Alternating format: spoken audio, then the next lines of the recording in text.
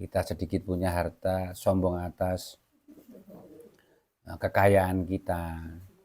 Mungkin kita yang selalu sehat, sombong atas kekuatan fisik kita. Dan ini perlu dimuhasabahi, dipikirkan, jangan sampai kita hidup ini mengeksisten.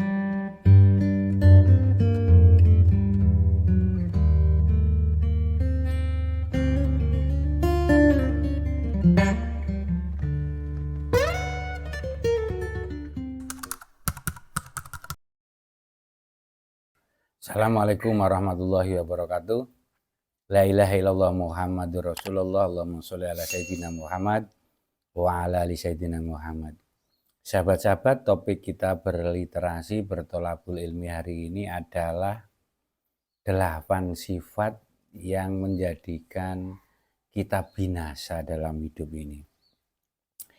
8 pesan ini sahabat-sahabat sebagaimana kita ambil dari buku Menjadi Muslim Lahir Batin yang bahasa Arabnya adalah Mau'idhah Al-Mu'minin yang ditulis oleh Syekh Muhammad Jamaluddin Al-Qasimi. Sahabat-sahabat, agar kita dalam hidup ini tidak binasa, kita diajak oleh Syekh Jamaluddin Al-Qasimi untuk berpikir ulang.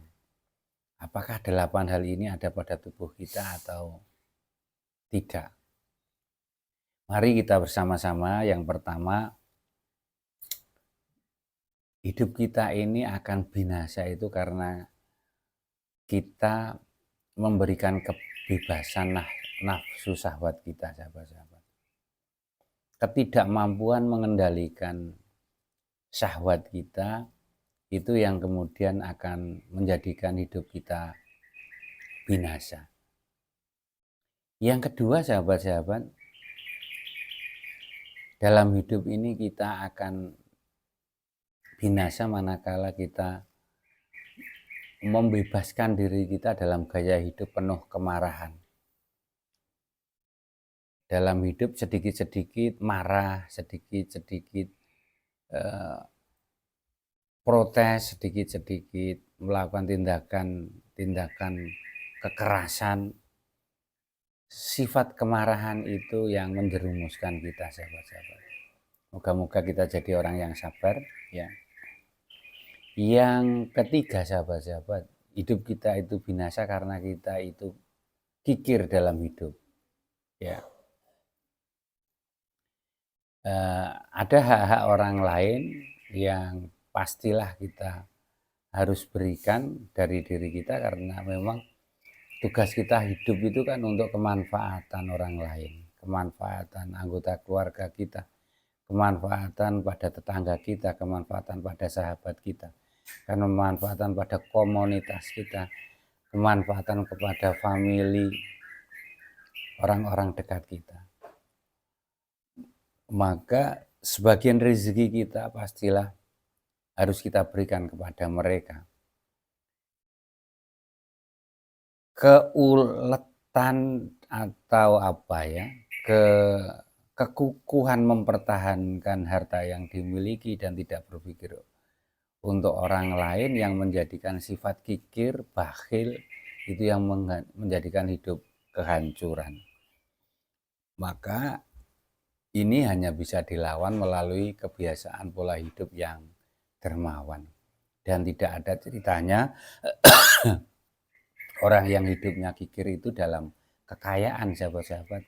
Karena orang yang kikir itu selalu merasa bahwa sesuatu yang dimiliki itu selalu kurang, seberapapun banyaknya. Sehingga harus dilatih bahwa apa yang kita miliki ini sudah berlebih, maka yang berlebih itu harus kita berikan kepada pihak lain. Kikir, pelit menjadikan kehancuran dalam hidup kita. Yang keempat, sahabat-sahabat, kesombongan dalam hidup. Kesombongan inilah yang sangat dibenci oleh Allah, dan dalam banyak cerita dosa sombong itu sangat berbahaya dibandingkan dengan eh, dosa yang karena syahwat. Karena Allah tidak menyukai hal-hal yang berbau bersifat kesombongan. Karena yang berhak bersifat sombong itu hanya Allah yang menciptakan segalanya. Kesombongan ini sangat berbahaya, dan kesombongan itu sebenarnya banyak. Bisa jadi karena kita merasa sedikit punya ilmu, sombong atas keilmuan kita. Kita sedikit punya harta, sombong atas kekayaan kita. Mungkin kita yang selalu sehat, sombong atas kekuatan fisik kita.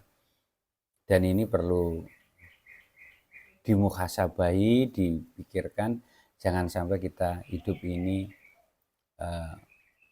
mengeksistensialisasi diri kita, ya, seakan-akan akulah yang bisa melakukan ini.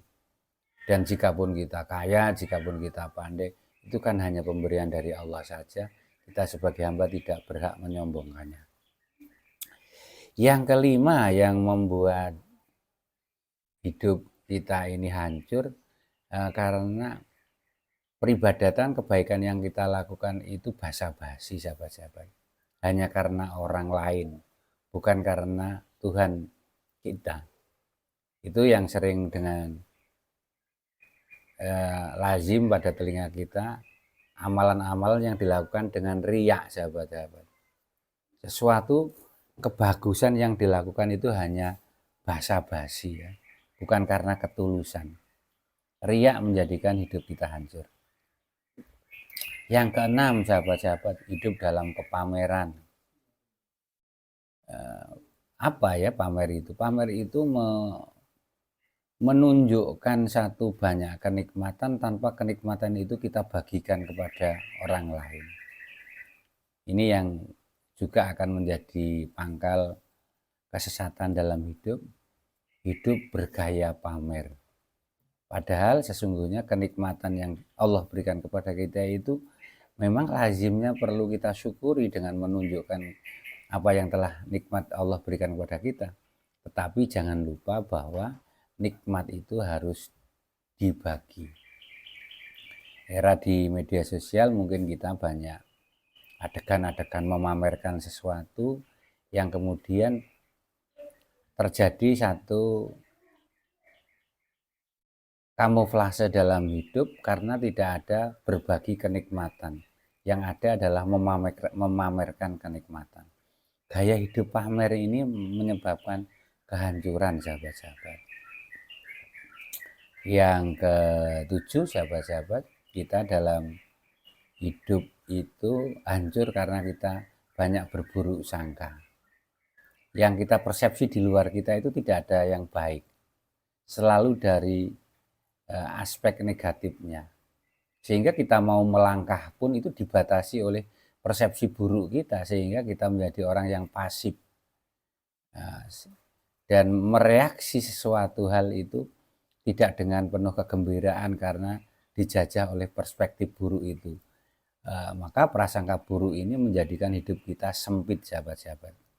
Yang terakhir, yang kedelapan, sahabat-sahabat, hancur hidup kita itu karena dihancurkan oleh sifat kedengkian kita. Apa kedengkian? Kedengkian itu adalah tidak merasa rela orang bahagia. Nah, kalau orang bahagia kita tidak rela, ya selamanya hidup kita akan menderita. Maka yang indah adalah kita merasa bahagia manakala melihat sahabat-sahabat kita hidup dalam kebahagiaan. Ikut bahagia manakala orang bahagia, dan ikut bersedih manakala kita bersedih. 8 sifat, sahabat-sahabat, yang menjadikan hidup kita tersungkur. 1, membebaskan syahwat, hidup dalam kemarahan, hidup dalam kekikiran, hidup dalam kesombongan, hidup dalam hiasan riya. Yang keenam, bergaya hidup pamer. Yang ketujuh, dalam hidup kita merawat buruk sangka, dan yang terakhir hidup dalam kedengkian.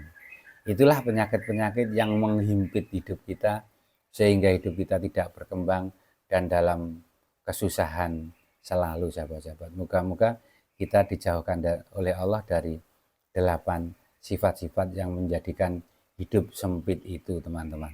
Assalamualaikum warahmatullahi wabarakatuh.